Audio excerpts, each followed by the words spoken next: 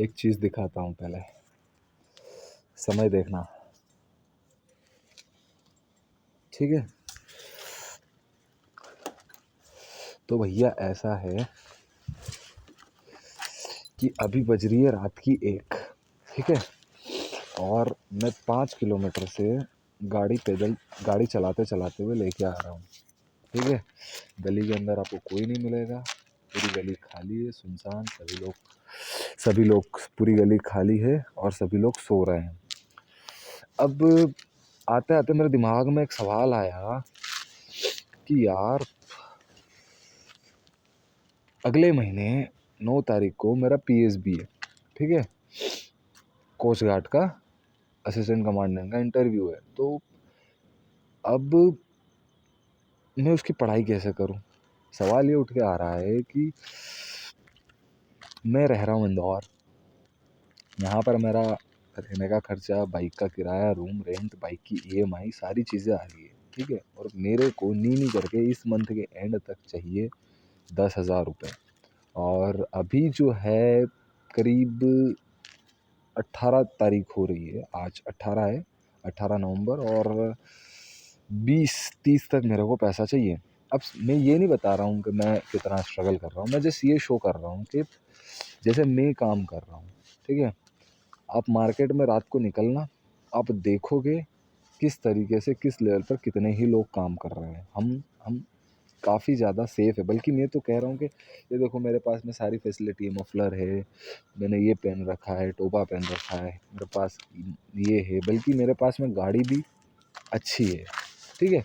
अब सवाल ये आ रहा है कि भाई अगर मेरे को पढ़ना है, ठीक है, मेरे को अगर यूपीएससी की तैयारी करना है, जो कि मैं कर रहा हूँ थोड़ा थोड़ा सा, तो सवाल ये है कि मैं किससे कॉम्पीट कर रहा हूँ? मेरा कंपटीशन उन लोगों के साथ में है जो ऑलरेडी लाइब्रेरी में बैठकर पढ़ रहे हैं, जो कोचिंग क्लासेस जाते हैं 1-1, 2-2 साल से, ठीक है। अब इन लोगों के साथ में मेरा कंपटीशन है। अब बताओ, अगर मैं यूपीएससी की तैयारी करना चाहता हूँ और अगर मुझे पढ़ना है, तो मैं कहाँ से टाइम निकालूँ? अगर मैं सुबह, अभी रात की बज रही है 1, तो इसकी गारंटी है कि मेरी नींद करके भी नींद सुबह 7 बजे के आसपास में उठूँ, 7 से 8, ठीक है। नॉर्मल बाकी सारा भी टाइम अगर निकाले तो नींद करके दिन के 10 तो बज ही जाएंगे। अब 10 बजे भी मैं दिन में निकल रहा हूँ, राइड पे निकल रहा हूँ, तो मैं 12 से 1 के बीच में आऊँगा, खाना खाऊँगा, ठीक है, मेरे पास में। और 2-3 बजे तक, मतलब हाँ ये है कि 2 बजे तक मैं खाना वाना खा के फ्री हो जाता हूँ। अब मेरे पास में टाइम बचता है 3 से 6 तक का, 3 घंटे या 7 तक का, ठीक है, क्योंकि मेरे को इन 3 से 6 घंटे, 4 घंटे में मेरे को खाना भी बनाना है शाम का, ठीक है, और मुझे पढ़ाई भी करना है। अब बताओ मुझे कि 3 घंटे पढ़ाई यूपीएससी के लिए प्रिपरेशन के लिए इनफ है? नहीं, इसमें चाहिए कम से कम नहीं करके मिनिमम 4 से 5 घंटे कंसिस्टेंसी के साथ में होना चाहिए। अब लाइफ में अप डाउन से इतने, आज पैसा चाहिए तो आज भैया भागा दौड़ी कर रहे हैं, ये चाहिए वो चाहिए, तो यूँ नहीं है कि सारा काम कंसिस्टेंसी के साथ में चल रहा है। बहुत, मतलब कभी किसी दिन क्या हो रहा है, किसी दिन क्या हो रहा है, किसी दिन पढ़ाई नहीं हो रही। अभी मेरे को ये महीना होने वाला है, इस महीने के पिछले 8 से 10 दिन तक मैंने बुक को हाथ नहीं लगाया है, ठीक है। और मेरे को 18 दिन पहले मेरा एसएसबी पीएसबी का डेट भी आ गया था, लेकिन मैं प्रिपरेशन भी नहीं कर रहा हूँ। और बात यहाँ ये मेरी नहीं कह रहा हूँ, बात यहाँ मैं ये कर रहा हूँ कि रिज़र्वेशन को लेकर सवाल आता है।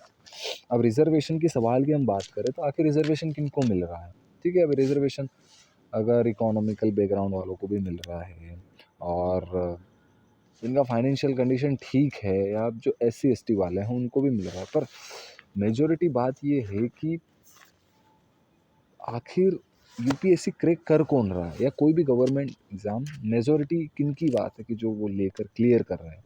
तो हम देखेंगे कि वो व्यक्ति कर रहा है जो कि स्टेबल है। अब आज के समय में कंपटीशन देखो आप, एक लड़का है, मैं 2 फैमिली की कंडीशन बात करके देख, मेरी जस्ट एग्जांपल लेके चल रहे, एक लड़का ए है और एक दूसरा लड़का बी है। ए की फाइनेंशियल कंडीशन ठीक है, उसके पापा गवर्नमेंट टीचर है, ठीक है, और 2 भाई हैं, दोनों पढ़ाई कर रहे हैं और बच्चे को करना है यूपीएससी की तैयारी, तो उसको उन्होंने भेज दिया बाहर।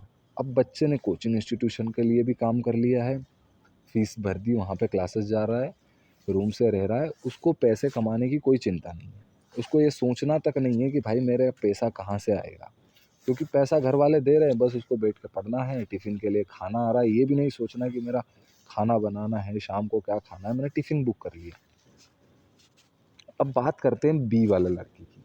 बी वाले लड़का जो कि एक फाइनेंशियल कंडीशन से कमज़ोर है। अब मैं यहाँ किसी कास्ट वास्ट की बात नहीं कर रहा हूँ, मैं फाइनेंशियल कंडीशन के ऊपर बात कर रहा हूँ, ठीक है। कोई भी एक नॉर्मल व्यक्ति है, वर्कर हैं, मान लेते हैं कि ऑफिस वगैरह में काम कर रहे हैं, उनकी सैलरी मुश्किल से 20-25 हज़ार रुपये महीने का कमा लेता व्यक्ति, उनके भी 2 लड़के हैं। अब मुझे एक बात बताओ, वो जो व्यक्ति रहता है उसको, उसके पास में हार्डली ये चांसेस होगा कि वो उसके बच्चे को महंगे कोचिंग इंस्टीट्यूट में भेज सके और बाहर उसको रख सके, जहाँ पर उसके रेंट का खर्चा, जहाँ पे उस लड़के का खर्चा, जिस खर्चे में वो अकेला रहेगा उतने खर्चे में वो उसकी फैमिली को एक जगह पे लगागा। तो अब इस केस में लड़का क्या करेगा, अगर लड़के को यूपीएससी की तैयारी करना है तो वो स्ट्रगल करेगा, जो कि हमने 12th फेल में देखी थी कि किस तरीके से दोनों दोस्त थे और वो घिसा पट्टी करके ना वो बना, ठीक है। हर कोई ऐसा नहीं होता भाई, बी प्रैक्टिकल। अगर 100 लोग हैं ना, तो 100 लोग हमारे वो क्या नाम हो जो भी बना हो वो नहीं बन पाता, वो 1 या 2 ही होते हैं, ठीक है। अब यहाँ पर वो जो लड़का है बी, अब उस बी के पास में चांसेस है कि वो पार्ट टाइम जॉब करे, काम करे, अपना पढ़ाई निकाले और पैसा भी उसको बचाना है। क्यों? क्योंकि पैसा उसके पास जितना कम खर्चा करेगा तो खर्चा तब करेगा जब वो खुद ट्रैवलिंग करेगा। ट्रैवलिंग खुद से नहीं करेगा, पब्लिक बस यूज़ करेगा। दूसरी चीज़ आ जाती है खुद का खाना बनाएगा। तीसरी चीज़ आती है कम से कम बिजली यूज़ करेगा, ठीक है। और कम से कम सोएगा और ज़्यादा से ज़्यादा पढ़ेगा जितना उसके पास। इन चीज़ को लेकर और घर को भी सोचना पड़ता है भाई कि कहीं फैमिली में कोई बीमार पड़ गया, किसी की तबीयत ख़राब हो गई, तो उनको लेकर भी सोचना पड़ता है कि यार वो ऐसे चलेगा, वो ऐसे हो गया। तो इस तरीके का एक मेंटल डिप्रेशन है, वो बी के ऊपर पड़ रहा है। अब ए और बी में कितना डिफरेंस आ रहा है बताओ मुझे। यहाँ आप लोग खुद समझ रहे होगे इस चीज़ को कि यहाँ पर सोसाइटी के अंदर इसी प्रकार से 2 ग्रुप में लोग बँटे हुए हैं, ठीक है। और जो यूपीएससी क्रैक कर रहा है ना, वो यूपीएससी क्रैक ए ग्रुप का कर रहा है। बी ग्रुप का बेचारा घिसा रहा है, घिसा रहा है, घिसा रहा है, रो रहा है, उसके पास कोई ऑप्शन नहीं। अब इसमें से अगर कहीं एकाध, सैकड़ों में एक या हज़ारों में 2-4 बच्चे अगर कहीं से ऑटो वाला का बेटा या नाली साफ करने वाला का लड़का यूपीएससी क्रैक करके आईएएस आईपीएस बन जाता है, कहीं का साइंटिस्ट बन जाता है, तो हम बोलते हैं कि भैया कोई व्यक्ति कहीं से भी पढ़ सकता है। पहली चीज़, पाँचों उँगलियाँ बराबर नहीं होती, ठीक है। वो जो एकाध एक्सेप्शन होते हैं ना, वो एकाध एक्सेप्शन माइंड सेट उनका ऐसा होता है भाई कि वो कर लेते हैं। हर कोई व्यक्ति इतना दृढ़ संकल्पित नहीं हो पाता है, ठीक है। मैं खुद की बात कर रहा हूँ, मुझे पता है मुझे आर्मी का ऑफिसर बनना है, तो मैं जानता हूँ मैं नहीं हूँ डिटरमाइंड अपनी चीज़ों को लेकर, ठीक है। तो काम कैसे चलेगा? अब मुझे बनना है तो मुझे बनने के लिए भाई मैं मेरी पढ़ाई टाइम पे करूँ, या बाकायदा मैं कर रहा हूँ मेरी पढ़ाई, पर मेरे को अगर सीडीएस एग्ज़ाम निकालना है तो सीडीएस के लिए तो मेरे को पढ़ना पड़ेगा ना, बिना पढ़ाई तो काम चलेगा नहीं। तो अब क्या करें? कुछ नहीं कर सकते, बैठ के रो। अब मैं रोऊँगा तो है नहीं, अगर मेरे से अब पढ़ाई से ही मन उठने लग गया है चीज़ों का कि अब क्या करेंगे पढ़ के भाई, बकवास ही काम इतने हो रहे हैं लाइफ में, तो पढ़ने से मतलब क्या है, ठीक है। तो ये सारी चीज़ें अब बज रही हैं, अब मैं जाके सोऊंगा और मुझे सुबह फिर उठना है क्योंकि मुझे पैसा कमाना है। अब दिमाग में सिर्फ पढ़ाई गई भाड़ में, अब आ गया सिर्फ पैसा, कि भाई पैसा करना है, पैसा कमाना। क्योंकि अगर देखता हूँ, एक लड़का है मेरे सामने जिसकी फैमिली ठीक ठाक है, नॉर्मल अच्छी सैलरी, वो व्यक्ति अपने शौक पूरे कर पा रहा है। शौक पूरे करने का मतलब ये नहीं, अगर उसको कुछ सीखना है, जैसे आज मुझे अगर फ्लूट बजाना सीखना है तो उसके लिए मेरे को फ्लूट चाहिए, और फ्लूट लेने अगर मैं जा रहा हूँ तो मेरे को अच्छे से अच्छी फ्लूट 2,000 रुपये की आ रही है।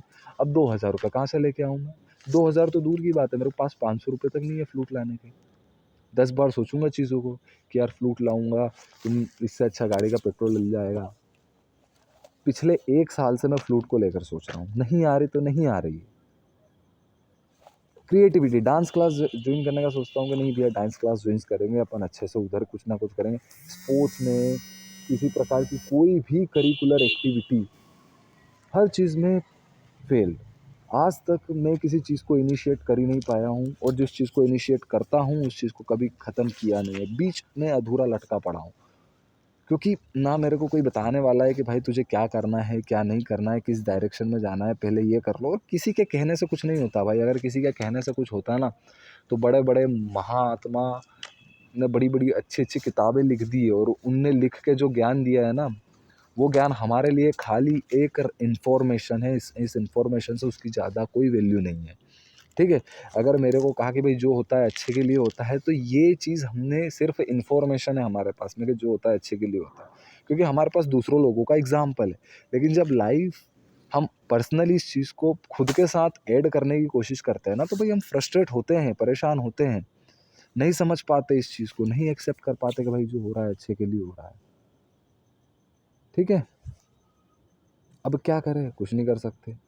अब मेरे को बस एक ही चुल-मची, पैसा कमाओ, अपने शौक पूरे करने हैं कि पढ़ाई करूँ या ये करूँ, वो करूँ। अब मैं डर के तो काम करूँगा नहीं कि भाई डर-डर के काम करे, भाई एग्ज़ाम निकाल ले फिर ज़िंदगी सेट हो जाएगी। ना, ये वाला कॉन्सेप्ट मैंने छोड़ ही दिया, ज़िंदगी सेट हो जाएगी। मैं रात भर रैपिडो चला के अपनी ज़िंदगी निकाल लूँगा, कोई दिक्कत नहीं। पर डर के काम करना बंद कर दिया है मैंने। सबसे पहला मेरी लाइफ़ का चीज़ों को ओवरकम करने का सबसे पहला अगर कोई स्टेप था, तो वो यही था कि overcome your fear, Sawan. Because it is the only one of the biggest wall obstacle in your life, in your progress. Okay, so I started with come to Indore, and then I started making the videos, and after that I started the speaking rubbish. And I am recently going to started my business, not much but a kind of little startup. Okay, so that's all from my side. और अगर आपको लगता है कि ये society अच्छी होगी या नहीं होगी, तो इसका कुछ अच्छा नहीं होने वाला। ये जितने लोग आईएएस आईपीएस बन रहे हैं, सब प्रिविलेज सोसाइटी के लोग हैं भाई। इनको कोई मतलब नहीं है कि देश दुनिया में क्या चल रहा है, क्या नहीं चल रहा है। ठीक है? अभी मैं आ रहा था रास्ते से, तो मेरे पास हेलमेट नहीं था, तो मेरा 300 रुपये का चालान काटा। किस बात के लिए? कि भाई हेलमेट क्यों नहीं पहना। मैंने बोला सर मैं हेलमेट भूल गया घर पे, मेरे बस ऐसे ही निकल गया था। तो अब वो उन्होंने चालान भी किस लिए काटा? क्योंकि सब कुछ यातायात सप्ताह चल रहा था, तो बहुत सारे आईएएस आईपीएस और डीजीज वगैरह वहाँ पर खड़े थे। ठीक है? तो उनका स्टेज पे प्रोग्राम रखा उन्होंने, मीडिया वगैरह वालों को बुलाया है। अब मेरा काट लिया, अब मैं पर्ची लेके, अब मैं क्या करूँ भैया? अब 300 रुपये का नुकसान होगा। 300 मैंने दिन भर में कमाए और 300 मेरे इन्होंने ले लिए।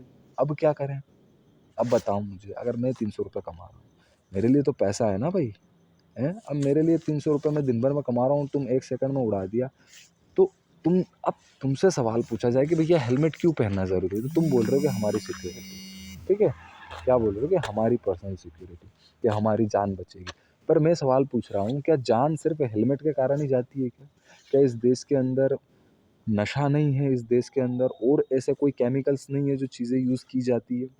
आप अगर देखोगे तो हमारे देश में एक food corporation authority of India है, जो कि फसाई करके है, जो कि खाने को लेकर जायज़ा लेती है। न जाने कितने ही ऐसे प्रोडक्ट होंगे जिनके अंदर ज़हर भरा पड़ा है। ठीक है?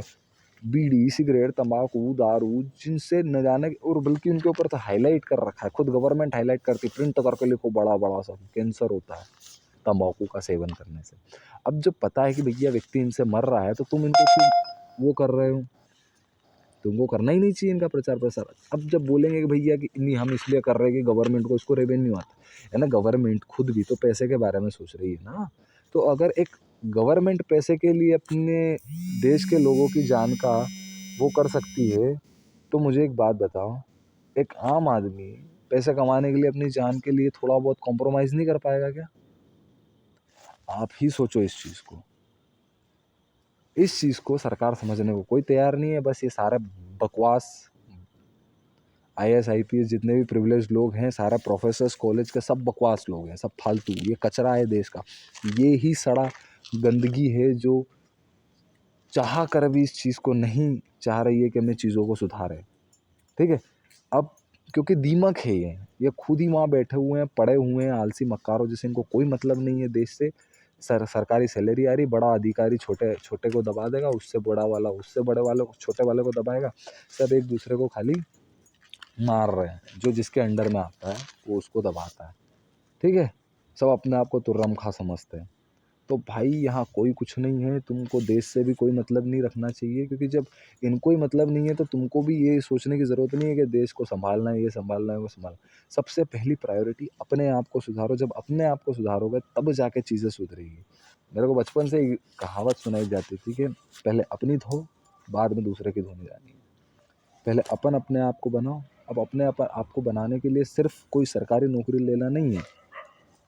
अपने आप को बनाना है, हमारा कॉन्फिडेंस, हमारा डेडिकेशन, हमारा बात करने का तरीका, हमारा फ़ियर, हमारा करेज, ये जो मोरल वैल्यूज़ है, जिनकी वास्तव में वैल्यूज़ है, जो कि आजकल सिर्फ़ एक यूटोपियन कॉन्सेप्ट रह गया है, इनका कोई मतलब नहीं है रियलिटी में, ठीक है? नैतिकता, ईमानदारी, सच्चाई, ठीक है? ये सब जितने भी है ना गुणगान बनने वाले, सब बकवास चीज़ें हैं। अब इनका कोई वो नहीं हो गया है, सब रबिश, ठीक है? तो अब क्या है, कुछ नहीं है, इन चीज़ों को अपने अंदर डालने की कोशिश करो। एक नैतिक मूल्य को उठाओ ईमानदारी को लेके, या फिर एक नैतिक मूल्य को उठाओ अपने डर को कम करने के लिए, साहस को बढ़ाने के लिए, किसी भी एक पॉइंट को उठाओ और धीरे धीरे धीरे आप देखोगे कि ये सारी चीज़ें जो है आपस में कनेक्टेड है, और ये काफ़ी ज़्यादा हेल्प करेगी आपको इम्प्रूव करने में, और बहुत अच्छे से समझ में आएगी। ठीक है? Good night.